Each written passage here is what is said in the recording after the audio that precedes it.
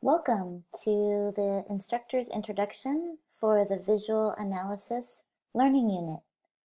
So we're going to be talking about why does a work of art look the way it does? Who made it and why? What does it mean? These questions and others are going to be something that we discuss throughout this course, learning about how artists have used these ideas of composition and design, reflecting on their cultural experiences in their lifetime. And so I'm going to define and we'll discuss this concept of visual analysis through art. So always read everything that's on the pages that I've created. Here you've got about a 10-minute video that I'd like for you to watch where this painting by Goya is kind of deconstructed and really analyzed in regards to composition and design. And so these are some of the terms that we'll be using throughout the semester in relationship to that idea of how the composition affects the overall content of the artwork. As we keep navigating the pages, you're going to want to watch this 30-minute lecture where again I talk quite a bit about this idea of visual analysis, and it is something that we'll be using throughout this course, so be sure to take the time to watch this lecture and then also watch this required 4-minute video where you'll learn about Mark Rothko.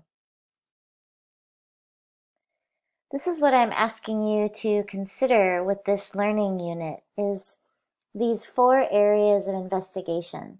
The physical properties, which are usually like just the basic facts, the name of the artist, the name of the artwork, the date it was made, the size, the medium or materials. That could be a painting, a photograph, a sculpture, and it could also be a sculpture made of bronze or marble, or a photograph that is a digital print or a black and white print. The technique. The technique could be, again, more details about how the image or painting or sculpture was created, and then what's its function. The second type of investigation is regarding like the formal structure, the visual, compositional elements, and this is all discussed in the video that you'll watch. The subject matter, the symbolism, and then one of my favorites, the cultural and historical context. And so how and what was happening when the artist was making their work from like the time period.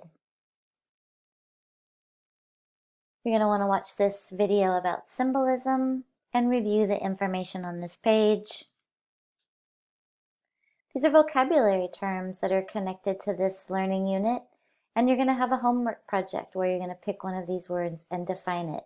So you're going to want to understand these words. You're going to probably want to do a little bit of research, and I've given you some helpful websites that will enable you to find information about these terms. These are all the artists that were covered in this learning unit, and when you see something blue, if you click on it, that's going to take you out of Canvas, usually to a website, oftentimes it's ArtNet, where you can view and learn more about whatever artist or whatever the link is that it might take you to. So these are all the artists that were discussed in the lecture for you to be able to have access to and do some more research if you wanted to learn about Barry McGee or Uta Bart, any of the artists that I talked about in the lecture. You're going to do a visual analysis vocabulary homework. So you're going to want to watch this video where I go over the requirements.